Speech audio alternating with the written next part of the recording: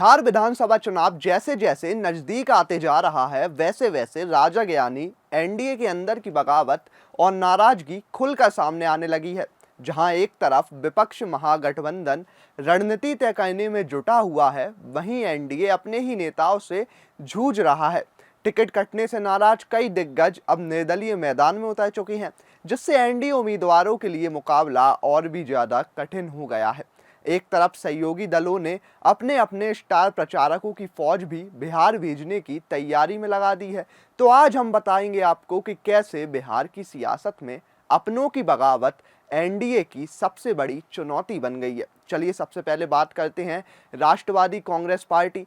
खैर, राष्ट्रवादी कांग्रेस पार्टी यानी NCP, Ajit Pawar and team ने तो एनडीए को फुल समर्थन दिया है भैया।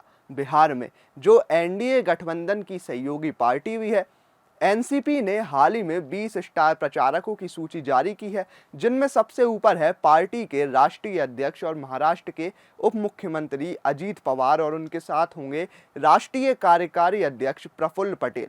इनके अलावा सुनील तटकरे, ब्रजमोहन श्रीवास्तव, सुबोध मोहिते, सैयद जलालुद्दीन और अविनाश आदिक जैसे बड़े नेता भी बिहार में पार्टी के प्रत्याशियों के समर्थन में चुनावी रैलियां करेंगे। एनसीपी का फोकस इस बार स्पष्ट है और वो है अपने सीमित सीटों पर अधिकतम वोट जुटाना और एनडीए के अंदर अपनी मौजूदगी को मजबूती से दिखाना। लेकिन दूसरी तरफ एनडीए के अंदर का माहौल बेहद अशांत है। टिकट बंटवारे के बाद कई नेताओं में गहरी नाराजगी देखी जा रही है। जिन नेताओं को टिकट नहीं मिला, उन्होंने तो भैया अब अपनी ही पार्टी के खिलाफ मोर्चा खोल दिया है। इस बगावत का सबसे बड़ा असर सीधे चुनावी नतीजों पर पड़ सकता है, क्योंकि अब कई सीटों पर वोटों का 3 या 4 हिस्सों में बंटवारा तय माना जा रहा है और इसका सीधा फायदा विपक्षी उम्मीदवारों को मिल सकता है। अब बात करते हैं गोपालपुर विधानसभा सीट की, जहां जेडीयू के फायर ब्रांड विधायक रहे गोपाल मंडल इस बार पार्टी के खिलाफ मैदान में है। जी हां, पार्टी ने इस सीट से गोपाल मंडल की जगह शैलेश कुमार उर्फ बूलो मंडल को टिकट दे दिया। बस फिर क्या था, गोपाल मंडल ने बगावत का झंडा उठा लिया और अब निर्दलीय उम्मीदवार के रूप में चुनावी मैदान में है। गोपाल मंडल की लोकप्रियता इस इलाके में किसी से छिपी नहीं है, उनका जनाधार मजबूत है और यही वजह है कि अब बूलो मंडल के लिए ये सीट एक कठिन परीक्षा बन गई है। स्थानीय समीकरण बताते हैं कि गोपाल मंडल के मैदान में उतरने से एनडीए का वोट बैंक 2 हिस्से में बंट सकता है, जिसका फायदा महागठबंधन या अन्य दलों को मिलेगा। चलिए अब बढ़ते हैं दिनारा विधानसभा सीट की ओर।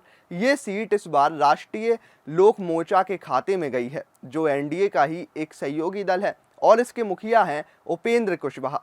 लेकिन यहाँ भी हालात कुछ अलग हैं, क्योंकि इस सीट से जेडीयू के वरिष्ठ नेता और पूर्व मंत्री जय कुमार सिंह टिकट की उम्मीद लगाए बैठे हैं। जब टिकट रालोमो के आलोक कुमार सिंह को मिल गया, तो जय कुमार सिंह ने पार्टी के खिलाफ बगावत कर दी। अब वे भी निर्दलीय उम्मीदवार के रूप में मैदान में है, जिसका नतीजा ये हुआ कि दिनारा में मुकाबला अब 3 तरफा हो गया है। रालोमो के उम्मीदवार आलोक कुमार सिंह के लिए अब जीत आसान नहीं रही, क्योंकि जय कुमार सिंह के समर्थक बड़ी संख्या में नाराज हैं और इससे वोटों का बड़ा नुकसान तय माना जा रहा है। यानी एनडीए की ये अंदरूनी कला अब उसके लिए सबसे बड़ी चुनौती बन गई है। एक और विपक्षी गठबंधन है जो एकजुट होकर चुनावी मैदान में उतर रहा है। हालांकि पिक्चर तो अलग है, लेकिन जो अभी तक स्क्रीन पर दिख रहा है, जो मीडिया में खबर चल रही है, उसके मुताबिक तो एकजुट है। वहीं एनडीए के कई नेता अपने ही साथियों के खिलाफ मतदान क्षेत्र में तोड़ फोड़ की राजनीति कर रहे हैं। इसके अलावा पार्टी नेतृत्व की चिंता ये है कि अगर ये बगावत नहीं थमी तो कई सीटों पर हार की जिम्मेदारी अपने ही लोगों पर आएगी। तो अब बिहार के इस चुनावी रण में मुकाबला सिर्फ एनडीए बनाम महागठबंधन का नहीं, बल्कि एनडीए बनाम बगावती एनडीए का भी होता जा रहा है। गोपाल मंडल और जय कुमार सिंह जैसे बागी नेता अब अपने ही दलों के उम्मीदवारों के लिए सिरदर्द बन गए हैं। वोटों का बिखराव तय है और यही बिखराव चुनावी नतीजों में कई बड़े उलटफेर ला सकता है।